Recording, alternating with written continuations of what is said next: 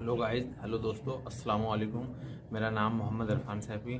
शहंशाह Baghdad ये कहते हैं नज़रतु इला बिलादिल्लाहि जमअन का खरदलतिन अला हुक्म इत्तिसाली। मैं पूरी कायनात को, अल्लाह के शहरों को ऐसे देखता हूं जैसे अपने हथेली में राई के दाने को देखता हूं। तुम्हारी जुबानों पर जब आशिक रसूल के लिए ताज़ियत के अल्फाज आने में हिचकिचाहट आती है, कौन सा इश्क रसूल, कौन सा कलमा तुमने पढ़ा है? गौसे पाक की अगर तुम्हारे अंदर जरा बराबर भी निस्बत है तो मैं कहूंगा मेरे अजीजों, सुल्तानुल औलिया गौसे पाक आशिक रसूल ही नहीं, फना फिर रसूल थे। मेरे नबी की बात पर अगर कोई उंगली भी उठाता, आप या तो अपनी करामत से उसका मुंह तोड़ जवाब दे देते। किसी ईसाई ने सिर्फ यह कहा था मेरे नबी ईसा अफजल है, वो मुर्दों को जिंदा करते थे, आपको जलाल आया, कहा मोहम्मद अफजल नहीं है इसलिए कि वो मुर्दे जिंदा नहीं करते थे, आप उसका हाथ पकड़कर कब्रिस्तान ले गए। मेरे नबी पर बात करता है, मैं तुझे जिंदा करके दिखाता हूं। अपनी करामत से मुर्दे को जिंदा करके दिखाया। अब बोल कौन अफजल है, ईसा अफजल है कि मैं अफजल हूं? तूने तो ईसा अलैहिस्सलाम को मुर्दे जिंदा करते देखा तो नहीं, लेकिन अब्दुल कादिर को सामने देखा। गौसे पाक ने कहा मैं अपना मुआजना ईसा अलैहिस्सलाम से नहीं करता हरगिज़, लेकिन याद रखना मेरे नबी पर अगर जुबान खोलेगा तो अब्दुल कादिर अपने कदम से उसको जवाब देगा। वो जवाब देते आपकी जिंदगी नामूस रिसालत की हिफाजत के लिए गुजरी है। सुल्तानुल औलिया गौसे पाक रज़ियल्लाहु तआला अन्हु की बारगाह में जब एक सवाल आया कि लोग कहते हैं नबी हर जगह कैसे हाजिर हो सकते हैं, आपने खुद करके दिखा दिया। कोई साहब आए, कहा हमारे घर दावत है, आप तशरीफ लाएं, कहा ठीक है आता हूं। थोड़ी देर बाद दूसरे आए, कहा हमारे घर दावत है, आप आए। सेम टाइम पे कई 70 लोग आए, सबकी दावत कबूल की। दूसरे दिन शाम में लोग आकर के फख्र कर रहे हैं आज मेरे घर शेख अब्दुल कादिर जिलानी आए थे। दूसरा कह रहा नहीं मेरे घर आए थे, तीसरा कह रहा मेरे घर आए थे। एक वक्त में सब घरों पर कैसे? सबों ने कहा उन्हीं से पूछते हैं वो कहां गए थे। जब लोग आए तो सुनने में यह आता है कि आप एक दरख्त के नीचे बैठे थे, लोग सवाल करने के लिए आए, सब आपस में कह रहे हैं हमारे घर आए थे, हमारे, आप बताएं क्या किसके घर गए थे? तो उन्होंने कहा दरख्त के ऊपर देखो। तो लोगों ने दरख्त के ऊपर निगाह डाली तो देखा हर पत्ते पर शक्ल अब्दुल कादिर नजर आ रही है।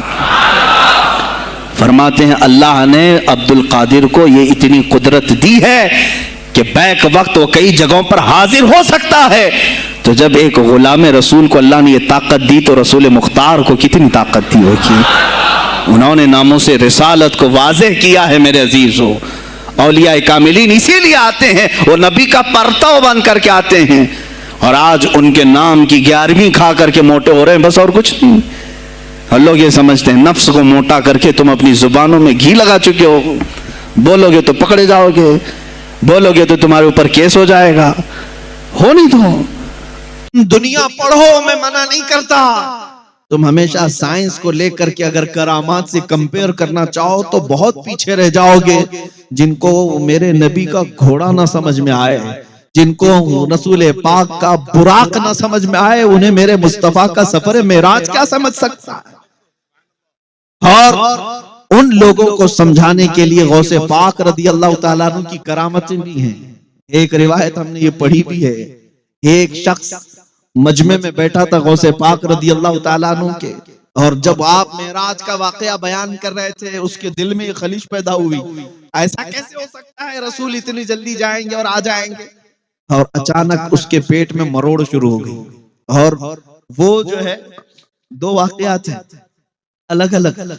उसके पेट में ऐसी मरोड़ शुरू हो गई कि उसे बहुत तेज हाजत, बहुत तेज क़ज़ाए हाजत की अशद जरूरत पेश आने लगी। तो फिर अचानक उसकी आंखें बंद हुई। तो फिर वो खोल करके आंखें देखता है, वो किसी जंगल में, वो किसी जंगल में। जल्दी से उसने देखा यहाँ पानी भी बह रहा है, अपने कपड़े उतारे और अपनी हाजत पूरी किया, और वहां से अपनी सफाई भी कर लिया। और वहां पर चाबियों का या कुछ गच्छा उसने दरख्त पर लटका रखा था। फिर वापस उसने अपने कपड़े पहन लिए, और उसके बाद फिर जैसे ही उसने अपनी हाजत पूरी की, कपड़े पहने, आंखें खोला तो देखा वो उसी मस्जिद में बैठा है जहां गौसे पाक बयान कर रहे थे। अब हाजत कुछ नहीं लगी, पेट में भी कोई चीज नहीं थी। اور اس کے بعد اس نے سوچا میرا وہم تھا یا میرے سے کچھ ایسی چیز ہو گئی ہے جو اونگ آنے پر میں نے کوئی خواب دیکھا ہو. نہیں، خواب نہیں تھا نہ وہم تھا. محفل کے بعد وہ اٹھ کر کے گیا. پھر اسے اندازہ ہوا میں تو اپنی چابیوں کا گچھا وہیں بھول آیا تھا جہاں اپنی استنجا کر کے آیا. اسے وہ جگہ پتا تھی. ڈھونڈتے ہوئے گیا تو بہت دور تھا، وہ علاقہ بہت دور تھا.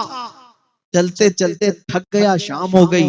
اس علاقے میں جا کر پہنچا تو دیکھا وہاں پانی بھی بہ رہا، علاقہ وہی اور درختوں پر اس کی چابیوں کا گچھا ابھی بھی لٹکا ہوا. پتہ یہ چلا میرے عزیزوں 400 سال کے بعد میرے مصطفیٰ کریم صلی اللہ علیہ وسلم کی نسل پاک میں آنے والا شیخ عبد القادر جیلانی، وہ حسنی اور حسینی سادات میں سے، اگر وہ اپنی مسجد میں خطاب کے دوران بیٹھے بیٹھے کسی کو اپنی مجلس سے دور کا سفر بھی کرائیں، اس کی حاجت بھی پوری کرائیں اور پھر اسے محفل میں لا سکیں. غوث اعظم کی بڑی کرامتوں میں سے کرامت یہ ہے، اس زمانے میں آپ بغداد تشریف لائے جب حالات ایسے تھے کہ حق بولنا دشوار تھا، اور آپ جب مسجد کے منبر پر کھڑے ہو کر اعلان کرنے لگ گئے، ہیبت ایسی طاری تھی کہ کوئی آپ کو روک نہ سکا، اور آپ کی یہ حقانیت کی تبلیغ پھیلتی گئی. شروع میں 10 لوگ، پھر 20 لوگ، پھر 100 200، پھر 1000 2000.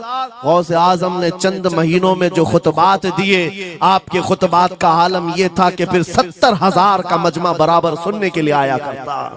اور غوث اعظم کا یہ خطبہ ایک نہیں، ہزاروں خطبات ہیں. جب آپ خطبہ دیتے تھے، ایک بات یاد رکھیں، زبان اگر پاک ہو اور اللہ کی نبی پاک کی شریعت طاہرہ بولتی ہو، اس زبان میں بلا کا اثر ہوتا ہے، اللہ کریم کی طرف سے اثر ڈالا جاتا ہے. حق بات اگر بلند آواز سے کہو، یہ مت دیکھو کہ میں کون ہوں، یہ دیکھو کہ کلام کس کا ہے. اللہ کریم لوگوں کے دلوں پر بات ڈالتا ہے. غوث اعظم کی زبان سے نکلے ہوئے کلمات ایسے ہوا کرتے، مجمع ختم ہونے سے پہلے پتہ نہیں کتنوں کی تو لاشیں اٹھائی جاتی تھی، کتنے تو وہاں بے ہوش ہو جاتے. کس بات پر؟ اتنا اثر کرتا دل پر کہ لوگ کپڑے پھاڑ لیتے تھے. خطبے کے اندر، بیان کے اندر ایسا اثر ہوتا کہ لوگ بیٹھے بیٹھے مدہوش ہو جاتے، کوئی جوش حال میں کپڑے پھاڑ ڈالتے. روایات میں بتایا گیا کوئی ایک مجمع بھی ایسا نہیں جس میں حضور غوث پاک کی تقریر کے بعد جنازہ نہ اٹھایا گیا. ہر خطابت کے بعد. اور بولتے کیا تھے؟ حیرت کی بات ہے میرے عزیزوں، آج بعض لوگ یہ کہتے ہیں ہم بھی بہت ساری چیزیں بیان کر رہے ہیں، میں اپنے لیے بھی نصیحت اور سارے علماء کے لیے بھی کہتا ہوں، لوگوں کے پلے نہیں پڑتی، لوگوں کے کانوں میں نہیں جاتی. یہ جمعہ میں آتے ہیں، سوتے رہتے ہیں، جب امام کھڑا ہوتا ہے نماز کے لیے تو یہ جھٹکا لے کر کے کھڑے ہوتے ہیں، بیان یوں ہی چلا جاتا ہے. سرکار غوث پاک رضی اللہ تعالیٰ عنہ منبر پر کھڑے ہو کر بیان کر رہے ہیں. کیا بیان کر رہے ہیں؟ سنیں. ایک دن آپ حضرت عبد الجبار کو بٹھائے، اپنے بیٹے کو، وہ بیان کرتے رہے. اس کے بعد اتر کر کے آگے کہا ابا جان آپ جو بیان کرتے ہیں اس میں جو رکت طاری ہوتی ہے وہ میرے بیان میں نہیں ہوتی، آپ بیان کریں. غوث پاک منبر پر کھڑے ہو گئے اور سنو 70,000 کا مجمع ہے. غوث پاک کی تقریر کیا ہے؟ ڈائریکٹ شروع فرماتے غوث پاک، اے لوگوں میرے گھر میں آج ایک بڑا حادثہ ہو گیا. اپنے گھر کا واقعہ بیان کر رہے ہیں، میرے گھر میں آج ایک عجیب حادثہ ہو گیا. عبد الجبار کی ماں یعنی اپنی بیوی کے بارے میں کہہ رہے ہیں، ان کے بیٹے حضرت عبد الجبار کہتے ہیں عبد الجبار کی ماں میرے لیے دہی مٹی کی ہانڈی میں جمع کر رکھی ہوئی تھی، ایک چھیکے سے لٹکائی ہوئی. گرمیوں کے دن تھے، آج میری بھی خواہش تھی دہی کھانے کی. میں گھر پہنچا دوپہر کے وقت، دہی کی ہانڈی میری بیوی نے اٹھا کر کے دسترخوان پر رکھا تھا. میرے پہنچنے سے پہلے ایک بلہ آیا گھر میں اور پاؤں سے جھپٹا مارا، وہ دہی کا مٹکا گر گیا، ٹوٹ گیا اور دہی پورا زمین پر بہ گیا. نہ ماں کھا سکا نہ میری بیوی کھا سکی. اتنا بیان کرنا تھا کہ لوگ دھاڑے مار کر رونے لگ گئے، کپڑے پھاڑنے لگ گئے. لوگوں کے اندر جوش حال سے کیفیت بدل گئی. میرے عزیزوں، کوئی اپنے گھر کا واقعہ بیان کر رہا ہو کہ دہی کی ہانڈی پھٹ گئی، دہی بہ گیا، اس میں کون سی ایسی بات ہے رونے کی؟ یہ ہمارے اور تمہارے لیے ہو سکتا ہے. غوث اعظم کا مجمع بھی اہل دل کا ہوا کرتا تھا، وہ بصیرت والے لوگ بیٹھتے تھے. غوث پاک کیا بیان کر رہے تھے؟ غوث پاک کے بیان کا مطلب یہ نہیں ہے کہ ان کی بیوی دہی کی ہانڈی جمائی تھی اور ان کے لیے کھانے کا انتظار کر رہی تھی. غوث اعظم اپنے واقعے سے دنیا کی حالت بتا رہے تھے. اے لوگو، جس طرح میرے گھر میں آج میرے کھانے سے پہلے دہی کا مٹکا ٹوٹ گیا اور دہی بہ گیا، سب کی حالتیں تقریباً ایسی ہوتی ہیں. انسان اپنے لیے اتنا کماتا ہے، مال جمع کرتا رہتا ہے، اور جب اس کے کھانے کا وقت آتا ہے ملک الموت پنجہ مار کر روح نکال لیتا ہے اور سارا مال اس کا دھرا کا دھرا رہ جاتا ہے، نہ وہ چکھ پاتا ہے نہ کھا پاتا ہے. غوث پاک رضی اللہ تعالیٰ عنہ یہ دنیا کی حالات بتا رہے تھے. اور میرے عزیزوں، آج بھی وہی حالات ہیں ہمارے، آج بھی وہی حالات ہیں. ہم نے کمانے کے لیے اپنی صحت گنوا دی، رات نہیں دیکھا، دن نہیں دیکھا، دوڑتے رہے مال حاصل کرنے کے لیے. اتنا جمع کر لوں، اتنا جمع کر لوں، اتنا جمع کر لیا، جب تک تو صحت بگڑ گئی، شوگر بھی آ گئی، بی پی بھی آ گئی. علماء تمہارے دین کے محافظ ہیں، تمہاری نسلوں کی شریعت کے محافظ ہیں. آج ان کی زبانوں کو بند کرو گے، کل تمہارے بچے نبی کا نام لینے سے گھبرانے لگ جائیں گے، ڈرنے لگ جائیں گے. علماء کے گلوں میں اور ان کی گردنوں میں رسیاں نہ ڈالو. سنو، غوث پاک رضی اللہ تعالیٰ عنہ کس بات سے ڈرتے تھے؟ غوث پاک کا خطبہ بیان کرنے والے مولوی حضرات، علماء سنیں، غوث پاک کس سے ڈرتے تھے؟ ان کو ڈرانے والا کوئی ٹرسٹی تھا، کوئی حاکم تھا؟ بلکہ حالات ایسے تھے. ایک بار خطاب کر رہے ہیں مجمع میں، بہت بڑا مجمع ہے، خطاب کے بیچ درمیان ابھی واز ہو رہا ہے، ایک کالا سانپ گر گیا آپ کے کندھے پر. سانپ گر گیا اور گرا ہی نہیں، گر کر کے پھر وہ آپ کے گلے کے اندر سے داخل ہو گیا، آستین میں آیا اور پھر ادھر آیا. وہ لوٹ کرتا رہا. لوگ جو مجمع میں بیٹھے تھے ان پر ہیبت تاری تھی، وحشت تاری تھی. کوئی جگہ چھوڑ کر ادھر ادھر ہو رہا ہے، لیکن غوث پاک کا قدم ڈگمگایا نہیں، نہ جسم کے اندر کوئی حرکت ہوئی. آپ کا بیان کنٹینیو جاری رہا، اسی طرح جاری رہا. وہ سانپ کبھی آپ کے سامنے آیا، کبھی ادھر آیا اور گھوم پھر کر کے واپس چلا گیا.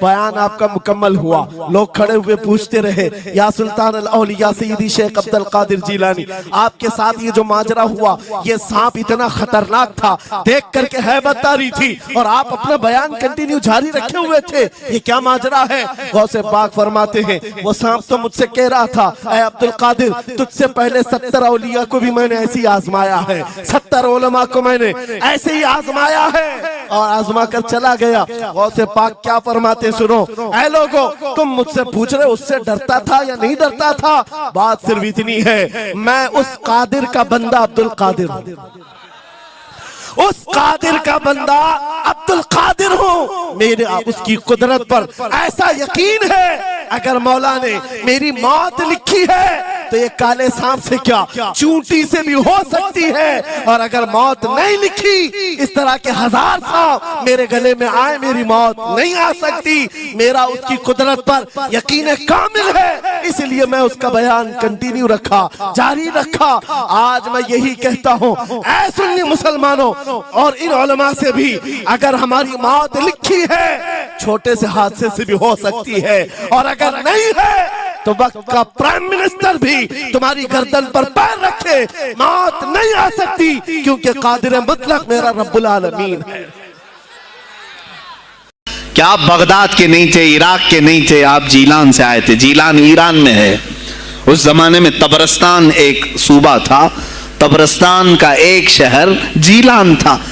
جیلان سے آئے ہوئے تھے بغداد میں. آپ کی زبان فارسی تھی. فارسی زبان کا ایک طالب علم بغداد میں آیا ہے، اور بغداد پورا عربیوں کا ہے، فصیح عربی بولنے والے لوگ، اور نہایت ہی عیاشی میں پڑے ان کی اصلاح کیسے کریں. دل میں بار بار یہ احساس ہوتا. غوث پاک فرماتے میری زبان فارسی تھی اور ان کی زبان عربی ہے، میں ان سے خطاب کیسے کروں، ان کو اصلاح کے راستے پر کیسے لاؤں. بار بار سوچتے تھے، لیکن دل میں ایک درد ہوتا تھا کہ امت مصطفیٰ کو اس حال میں نہیں چھوڑنا چاہتا. ایک دن ایک مسجد میں غمگین حالت میں سوئے. ظہر کا وقت تھا، نماز پڑھ کر کے آپ آرام کر رہے ہیں، اور جیسی آنکھ بند ہوئی سرور کائنات صلی اللہ علیہ وسلم تشریف لائے. پوچھا عبد القادر کیوں غمگین ہے میرے بیٹے؟ کہا کہ یا رسول اللہ صلی اللہ علیہ وسلم زبان میری اجمی ہے، فارسی، میں عربیوں کے بیچ بیٹھا ہوں، اصلاح کرنے کی کوشش کرتا ہوں، لیکن مجھے یہ اجمی سمجھیں گے. اللہ کے نبی صلی اللہ علیہ وسلم نے فرمایا تو اپنا منہ کھول. آپ نے منہ کھولا، حضور پاک نے اپنا لعاب پاک ڈالا، دوسری بار ڈالا، تیسری بار ڈالا، چوتھی بار ڈالا، پانچویں، چھٹی، 7 مرتبہ حضور پاک نے اپنا لعاب پاک دیا اور کہا عبد القادر اب اٹھ اور بیان کر. فرماتے ہیں خواب میں نے حضور اکرم صلی اللہ علیہ وسلم کا لعاب پاک لیا. تھوڑی ہی دیر گزری تھی، میرے خواب میں ہی میرے جد کریم مولا کائنات علی مرتضیٰ تشریف لائے. کہا پھر وہی سوال کیا عبد القادر کیوں نہیں بیان کرتے؟ کہا میں فارسی النسل، فارسی ہوں اور عربیوں کے بیچ میں ہوں. انہوں نے کہا تو اپنا منہ کھول. باب العلم، باب مدینۃ العلم، علی کرم اللہ وجہہ الکریم اپنا لعاب پاک ڈالتے ہیں. 1 بار، 2 بار، 3 بار، 4 بار، 5 بار، 6 بار بس کیا. غوث پاک نے کہا نانا جان نے مجھے 7 مرتبہ پلایا، آپ نے 6 مرتبہ. علی کرم اللہ وجہ الکریم فرماتے ہیں میں برابری تو نہیں کر سکتا، وہ رسول کائنات ہیں. عزیزان گرامی وقار، غوث پاک فرماتے ہیں پھر میری آنکھ کھلی اور اسی جامع مسجد میں جب میں کھڑا ہوا اور خطاب کے لیے لوگوں کو پکارا تو دیکھا ادھر سے بھی مخلوق آ رہی ہے، ادھر سے بھی آ رہی ہے، سامنے سے بھی آ رہی ہے. مجمع اتنا کثیر کہ تل دھرنے کی جگہ مسجد میں نہیں تھی. اور جب آپ کا خطاب ختم ہونے کو تھا لوگ اپنے کپڑے پھاڑنے لگے اور بے ہوش ہونے لگے. اتنی تیر بہدف کلمات تھے کہ سیدھے سینے میں پیوست ہو جاتے، دلوں میں اتر جاتے. اس کے بعد وہی دن تھا سیدنا عبد القادر جیلانی کو لوگوں نے ہاتھوں ہاتھ اٹھایا. بغداد میں شہرہ ہو گیا کہ کوئی ایک اجمی آیا ہے اور عربیوں پر فوقیت لے گیا ہے. سارے عربی اس کے سامنے دنگ رہ گئے ہیں، کوئی عربی اس کی فصاحت کو نہیں پہنچ پاتا ہے. کئی لوگ امتحان کے لیے بھی آئے. ایسا نہیں ہے کہ غوث پاک کو یوں ہی چھوڑ دیا گیا. میرے عزیز تم تو 1000 سال کے بعد کرامتیں سنتے ہو نا، یہی لگتا ہے کہ غوث پاک بہت کرامتوں کے مالک تھے، بہت بڑے عالم اور بڑے ولی کامل تھے، کچھ نہیں ہوا ہوگا ان کے ساتھ. ہمارے سے زیادہ خطرے انہوں نے مولے ہیں، ہم سے زیادہ حاسدین ان کے تھے، دشمنی کرنے والے اپنوں میں بھی بہت سارے تھے. غوث پاک رضی اللہ تعالیٰ عنہ کا جب خطاب شروع ہوا، کیا ایک خطیب جب مشہور ہونے لگے تو دوسرے مولوی خاموش رہ جائیں گے؟ حسد کی چنگاری بھڑکتی ہے، وہ غوث پاک کے خلاف بھی بھڑکی. اور بغداد میں جب یہ شورا ہونے لگا تو کئی علماء اس وقت کے جو بڑے بڑے پائے کے عالم ہیں، ان کی کتابیں آج بھی موجود ہیں، میں نام تذکرے نہیں کر رہا، لیکن انہوں نے ٹیسٹ لینے کی غرض سے، امتحان لینے کی غرض سے کئی لوگوں کو سوالات بھیجے. ایک دن مجلس میں ایسا تھا کہ غوث پاک تفسیر قرآن بیان کرتے تھے. تفسیر قرآن بیان کرنا غوث پاک کا محبوب مشغلہ تھا، روزانہ قرآن کی تفسیر عرض کرتے. ایک دن مجلس میں بڑے بڑے علماء کی جماعت، جس میں عبد الرحمن جوزی جیسے بڑے فقیہ محدث ہیں، ان کی ایک جماعت آئی. قرآن کی جو آیت کی تفسیر وہ کر رہے تھے، اس تفسیر کو کئی کتابوں سے انہوں نے اخذ کیا اور لے کر کے آئے. مجمع میں بیٹھے غوث پاک نے تفسیر شروع کی. ایک آیت کی کتنی تفسیریں ہو سکتی ہیں، کتنی تفسیریں ہو سکتی ہیں. ایک تفسیر بیان کیا، اس کے بعد کہا اس آیت کی ایک دوسری تفسیر یہ ہے. پھر تھوڑی دیر کے بعد غوث پاک نے فرمایا اس کی ایک تیسری تفسیر یہ ہے. پھر کہا اس کی ایک چوتھی تفسیر یہ ہے. پھر کہا اس کی ایک 5ویں تفسیر یہ ہے.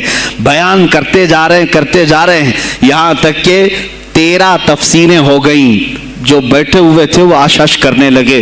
اس کے بعد اتنا ہی نہیں, آگے بڑھتے رہے, آگے بڑھتے گئے. 40 تفسیریں ایک آیت کی آپ نے بیان کی. جو آئے تھے وہ کھڑے ہو گئے اور اس کے بعد غوث پاک رضی اللہ تعالیٰ عنہ کو دیکھنے لگے. غوث پاک نے ان کو مخاطب کر کے کہا, اے گروہ علماء, اے جماعت علماء, تم 13 تفسیریں یاد کر کے آئے تھے ایک آیت کی, کیا وہ میں نے شروع سے 13 تک صحیح بیان کیا؟ سب اپنے جبے اٹھانے لگے. کہا ہم تو یہ 13 تفسیریں پڑھ کر آئے تھے یہ سوچ کر کے کہ شیخ عبد القادر جیلانی کو 2-3 سے زیادہ تفسیریں نہیں آتی ہوں گی. 13 کے بعد آپ تو 40 تک پہنچے, وہاں تو ہمارا بھی علم نہیں پہنچا. جماعت علماء دنگ رہ گئے اور اس کے بعد توبہ بھی کیا. کہا ہمارے دلوں میں بدگمانی آ گئی تھی, ہم توبہ کرتے ہیں.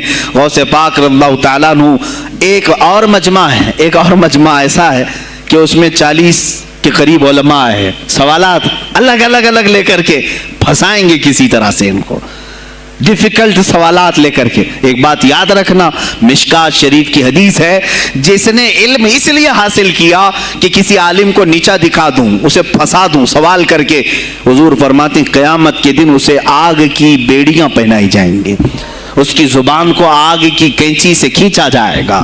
اس لیے علم حاصل مت کرو, کسی کو نیچا دکھانا, کسی کو بیوقوف بنانا. ایک کتاب کہیں سے پڑھ کر کے آئے, مولانا کے پیچھے پڑ گئے, یہ بتاؤ صحیح ہے کہ نہیں ہے. پھر اگر اس مولانا صاحب کے دماغ میں اس وقت وہ مسئلہ نہیں تھا, انہوں نے کہا نہیں معلوم, تو آپ کو لگا کہ ہاں میرے سے زیادہ تو ان کو بھی نہیں معلوم. تم نے تو ایک ہی چیز حل کر کے ان کے سامنے پیش کی ہے. عزیزان گرامی, اس طرح کی چیزیں ہرگز نہ کریں, یہ بہت بڑا گناہ ہے مغالطے میں ڈالنا. غوث پاک رضی اللہ تعالیٰ عنہ ایک جماعت سے خطاب کر رہے ہیں. 40 علماء ہے, الگ الگ سوالات نوٹ کر کے, میں یہ پوچھوں گا, تم یہ پوچھنا, تم یہ پوچھنا. غوث پاک رضی اللہ تعالیٰ عنہ نے اپنا خطاب کیا اور سوالات کے لیے اس دن محفل کا وقت ہی نہیں دیا. کہا آج سوالات کوئی نہیں کرے گا. وہ لوگ تو سوالات لے کر کے آئے تھے. سب مجمع میں خطاب کے بعد جس کو جو پوچھنا ہے آپ کہتے ہیں کہ پوچھ لو, اس دن کا کوئی نہیں پوچھے گا, آؤ صرف مصافحہ کر کے جاؤ, آؤ صرف مصافحہ کر کے جاؤ. تو یہ جو علماء کی جماعت تھی, ان کو بلایا. ایک آتے ان کو سینے سے سینہ لگاتے اور کہتے تیرا یہ سوال تھا, اس کا یہ جواب ہے. دوسرا آتا, اس سے کہتے تو یہ گھر سے سوچ کے آیا تھا, تیرا سوال یہ ہے, اس کا جواب یہ ہے. اس طرح 40 سے مصافحہ کیا, معانقہ کیا. ان کے سوالات کے پوچھنے سے پہلے جوابات بھی دے دیے اور اس کے بعد کہا کیا ہے گروہ علماء, تم سوال کرتے اور میں جواب دیتا تو عبد القادر کی کیا اس میں خصوصیت تھی؟ تم سوال بھی نہ کرو, میں جواب دوں, تب پتا چلے گا کہ میں بندہ قادر ہوں, میں قادر کا بندہ ہوں. تم نے سوال بھی نہیں کیا اور میں جواب دوں تو تمہیں احساس ہوگا کہ میں قادر کا بندہ ہوں. اللہ رب العزت کا کہ صفاتی نام ہے. عزیزان گرامی وقار, علماء نے تنگ کیا, پریشان کیا, آپ کے مجموعوں کو روکنے کی کوشش کی, لیکن ایسا نہیں ہے کہ غوث پاک نے ہر ایک کو اپنی کرامت سے زیر کر دیا ہو, ان علماء کو پورا سلا دیا ہو. نہیں, فیس کیا ہے.